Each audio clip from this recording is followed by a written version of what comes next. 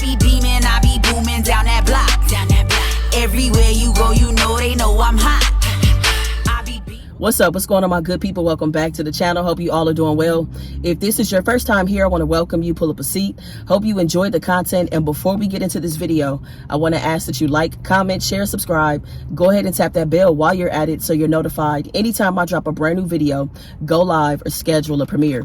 All right, y'all. So I'm out and about, and I decided to grab me some Wendy's. I kept things pretty simple. I got a single with some cheese.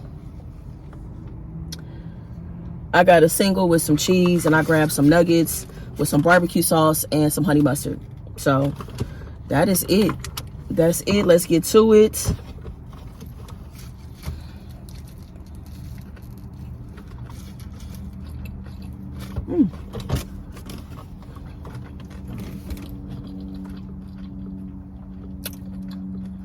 I haven't had a burger from Wendy's in a minute.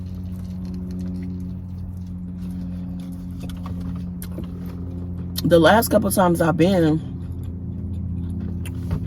I've had their, I think it's an avocado salad. I don't know, but it's good. This burger ain't bad.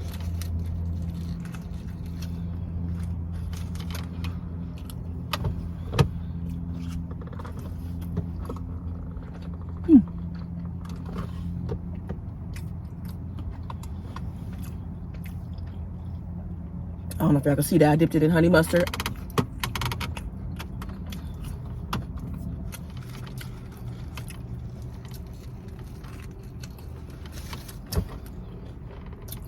So look, y'all, Wendy's was my first job.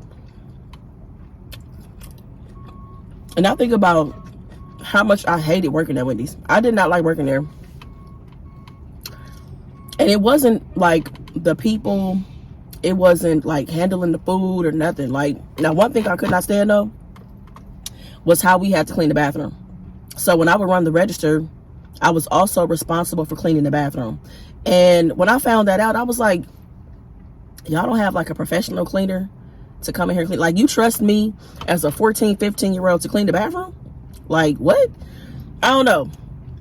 That really bothered me, y'all. And I could not stand working the drive-thru. I could not stand it.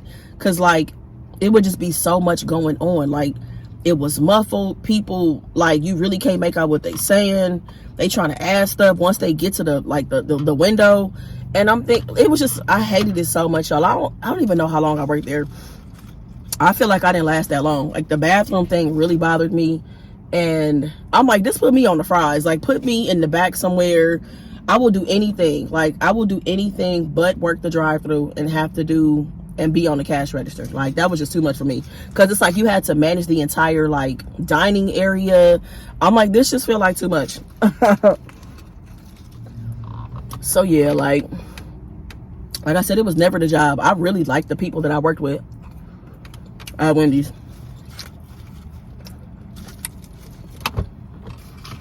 I remember one time I ran into the shift leader. Her name was Yolanda, but we called her Yoli. I ran into her like 15 years after like working at Wendy's.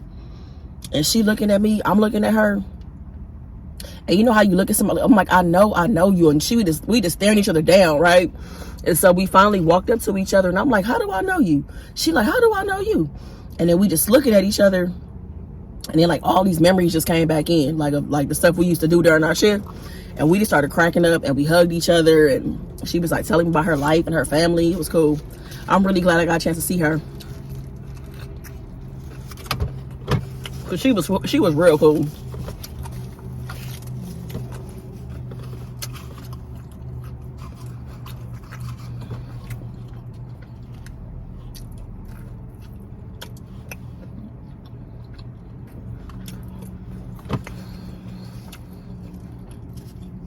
This is hitting the spot. I went out last night on a bar crawl with my friend Ashley. And drinking makes me so hungry. It makes me really hungry. Does anybody else out there, like, you get really hungry when you drink? This feels like a new thing though. I don't really remember like having cravings like that or feeling really hungry when I drink. This is like a new thing within like the last year. I'm not usually like that. I don't feel like I need to eat when I'm drinking. Like, I just want to usually keep on drinking. But like recently, and like I said, in the last year or so, I just feel really hungry when I drink. Which makes a lot of sense, because like when I've been reading up on like, you know, what you're like, I always look at like health and wellness stuff, and the things I've been reading were just saying like clearly drinking isn't the best thing to do, right? But it's fine if they're like, you know what, drinking isn't necessarily the problem. It's what you eat because you're drinking, like your cravings. And so when I've been reading about that, I'm like, I can relate to that now. I can relate, because I want all kind of stuff when I'm drinking. Because like, I was so hungry this morning, and I'm not usually that hungry when I wake up. Like, I'm the kind of person, I don't really have to eat until like noon, 1 o'clock, 2 o'clock. I'm not like super hungry when I wake up like that. But I was starving this morning, and I know it's because I was drinking last night.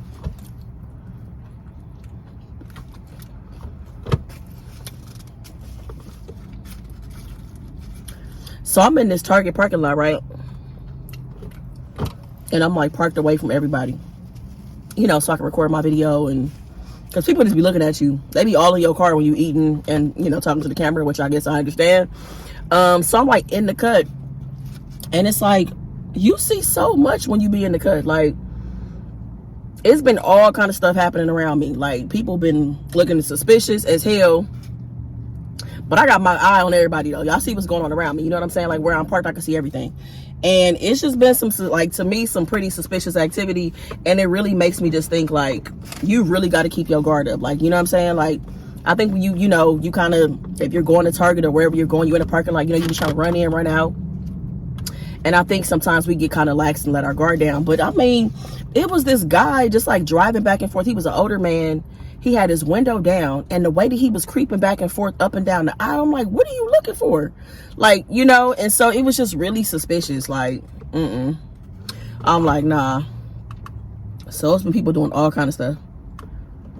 And I've just been seeing them, because I was just like sitting here for a minute before I started recording, and I just saw all kind of stuff. You know what I'm saying? So y'all make sure y'all paying attention. Make sure when y'all get in the car, y'all locking y'all doors, all that. And I know a lot of that goes without saying, but I think sometimes, again, we get comfortable, especially if you got a bunch of stuff. You put a bunch of stuff in your trunk. You trying to make sure you got your receipt. Like, you doing all kind of stuff. Like, you know, make sure you checking your surroundings during the day, at night as well. You know, because, you know, people gon', whatever they up to, you know what I'm saying? They're looking. They're looking for their target. Like, you know what I'm saying? That's what it felt like with that guy that was driving back and forth. It felt like he was just looking to catch somebody slipping. And maybe I'm wrong. Maybe that's not what he was doing, but that's what it looked like. All right, I'm about to get into a viewer topic before I get out of here. And first things first, if you have a viewer topic or something you'd like me to read on the channel, go ahead and reach out to me. My Instagram is Rhonda's Real Talk, so send me a DM. Or you can email me at rhondasrealtalk@gmail.com. And shout out to the GP fam, because y'all really be in the comments giving some very sound advice, words of encouragement, you know, speaking from your own personal experiences. And I think that that's important. You know, I think it's very valuable for people to be able to see different perspectives, you know, based on the things they're going through, and also to know that they're not alone. Like, that's super important. So shout out to y'all for giving some great advice. And like I said, reach out to me if there's something you want me to read here on the channel. So I'm going to be paraphrasing. I didn't get a chance to write the topic down. Y'all know I love to write the topic down, but this message came through last night when I was out and about, and I reread it this morning, and I'm like, yo, okay, this is a good topic. So shout out to Sierra. You know, she said she was okay with me using her name. So this is about her boyfriend. Her boyfriend had a concern, and it's around pillow talk. So she was saying to her boyfriend, like a lot of couples, you know, when they're, excuse me, they're in bed or whatever, they talk about different things and, you know, kind of share their opinions about whatever it is. And she said that her boyfriend, you know, comes to her when they're pillow talking. He brings up different things that his boys or his friends are going through in their relationships or like their dating lives or whatever. And for her, it's like that he's just, you know, it's not messy or he's oversharing or anything like that. She just feels like that he's just trying to get the perspective, a woman's perspective, you know, on the situation. And he seems, you know, he values her opinion and stuff like that, right? So she listens, she gives her opinion, and that's kind of, you know, that's it, right? So she was saying that her boyfriend came to her where he was kind of like bothered that Sierra doesn't do the same in return. He's not saying that she's closed off as a person and she's not vulnerable or anything, but he noticed that she doesn't share things about her friends and their relationships and their dating lives or whatever, right? And so he was coming to her saying, like, you know, is it that you don't trust me? Like, do you not trust me? Do you feel like I don't give good advice? Like, he felt a way about it, right? And so she really said that she doesn't really know how to respond to it, because the reality is that excuse me, the reality is that she doesn't really share about her friends and their relationships and things they're doing or their sex lives or whatever.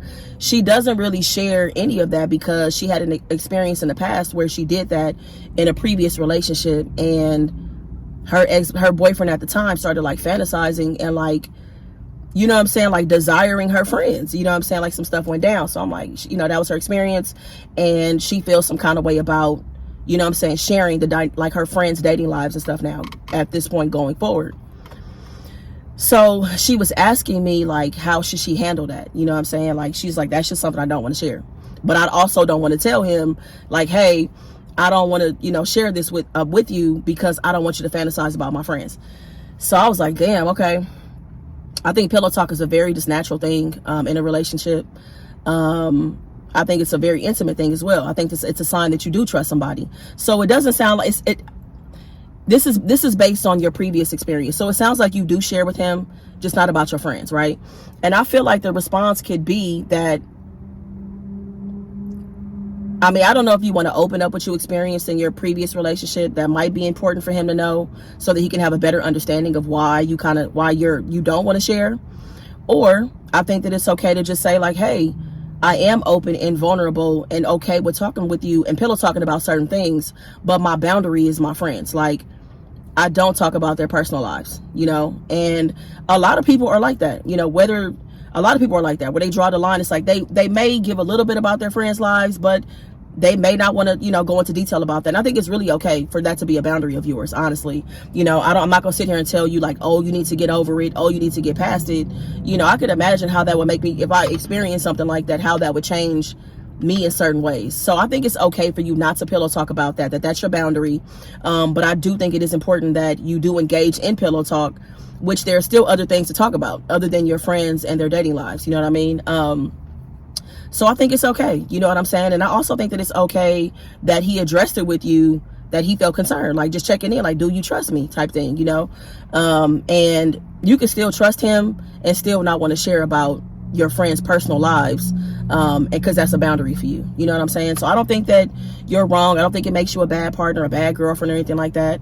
It's just based on, you know, in general, we move through life based on our previous experiences. You know, we make adjustments accordingly. We approach things differently because this happened, that happened. So we're doing it all the time anyway. You know what I'm saying? In several settings.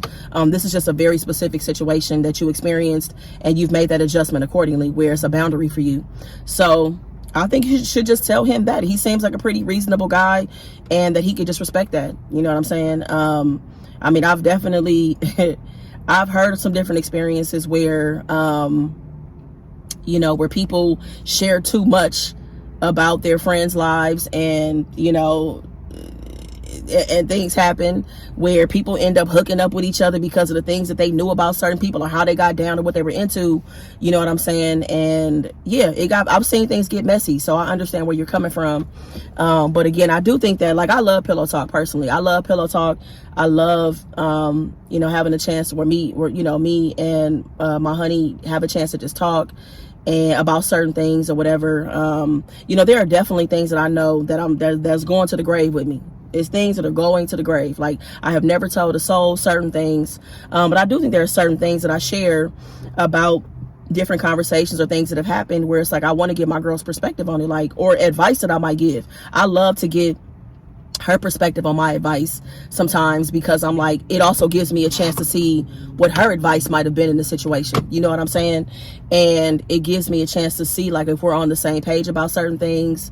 And a lot of times I get a different insight because of her perspective. So that's what I love about Pillow Talk. You know what I'm saying? And it's a very intimate thing. Like I said, I trust her, she trusts me, and you know, I don't feel like that whatever we talk about, she about to air it out on social media or start calling people behind my back and, you know, saying certain things. You know what I'm saying? So Pillow Talk, I think, is just a big part of a relationship, you know. And I do think that it, even though it is a very intimate thing because you're sharing and talking about certain topics, I do think that it is okay to have boundaries even within that space. You know, like that is completely okay. And I do think that our partners should be okay with that. You know, like boundaries are good in a romantic relationship. You know what I'm saying?